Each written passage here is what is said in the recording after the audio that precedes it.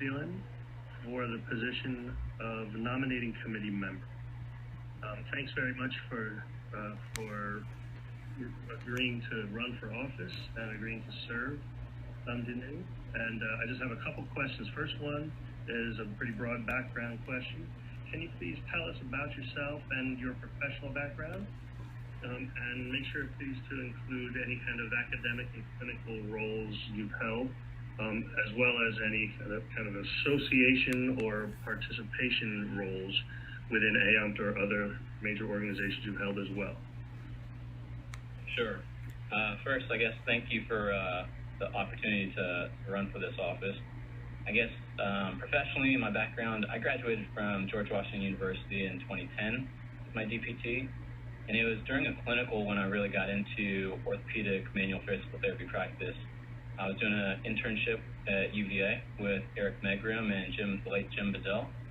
And they made complex cases seem so simple, and they demonstrated such an eloquent and high level of practice that it just modeled what I wanted to do with my career. So I joined AOMT actually as a student in 2009. And graduated 2010, practiced in orthopedics at George Washington University Hospital for a couple years while I was studying for my OCS. I took and passed the OCS in 2013 and still felt the need to kind of continually improve my own skills and knowledge base, so that's when I decided fellowship was for me. So I went and moved. I'm from DC area. I moved to Chicago, and I did a full-time one-year fellowship at University of Illinois Chicago with Carol Courtney in that group. And then after completion of that fellowship, I came back to the DC area. I took a part-time senior therapist role at the hospital, and I was also part-time academics. So I took a part-time teaching role at that time. So one of the things about part-time in clinic and teaching is that it's not necessarily part-time. You still do a lot more in each. So I really needed to kind of take my time and use it more wisely because I have two small kids and a wife, and I want to spend time with them.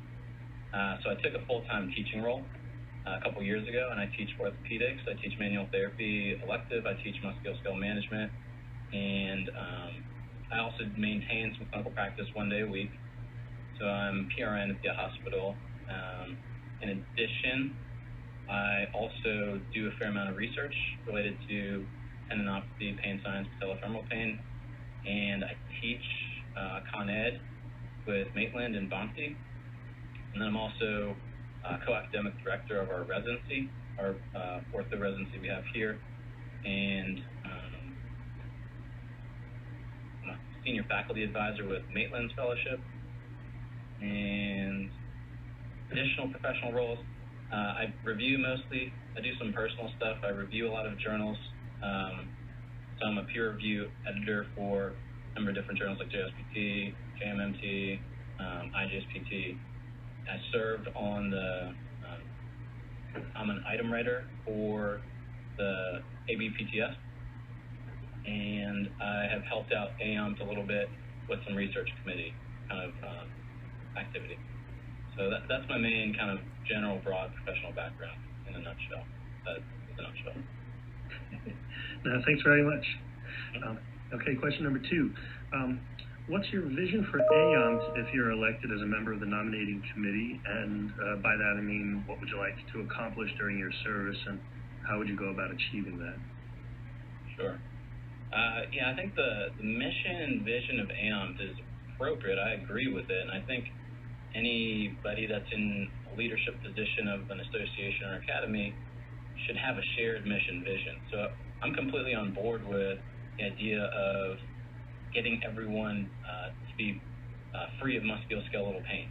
And I'm on board with, to accomplish that, being promoting OMPT through research practice and service and education. So I do those things already.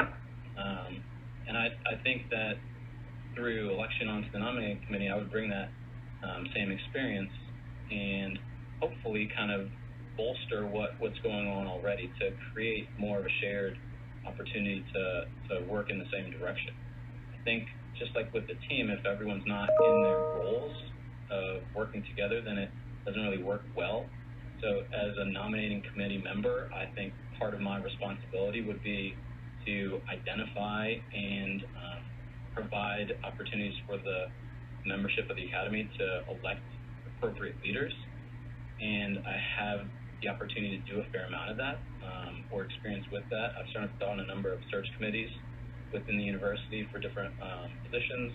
I'm co-chair of admissions here for our program, and I'm obviously the co-academic director for our residency. I see a lot of applications, and I've run through a lot of those interview processes, and I feel like I have the opportunity to identify who would work well with others. And I think as part of leadership, that's what you really have to do for any academy to be successful. Thanks very much. And the final question, can you please tell us what the best advice you've ever received is? Best advice I ever received.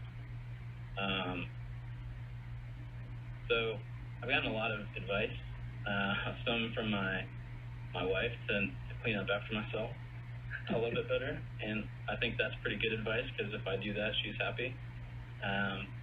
Professionally, the best advice I ever got was from Jim Bazell.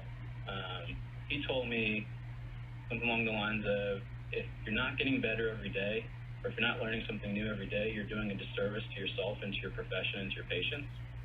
And so I take that with me every day. I find that PT is my profession. It's not my life, but it is my profession. And if I'm not getting better at my profession, then I'm getting worse in one way. And so I feel like to lead the profession, you have to lead by doing better yourself every day, and then that leads to everyone else doing better as well. So the best advice I ever got was to make sure that I'm continually improving, and that's led me to be a better mentor, researcher, clinician, teammate, father, husband, everything. So I think that would be the number one thing I've taken with me in life. Thank you so much. I really appreciate your time and your willingness to serve as a member of the nominating committee. So thanks again. Sure.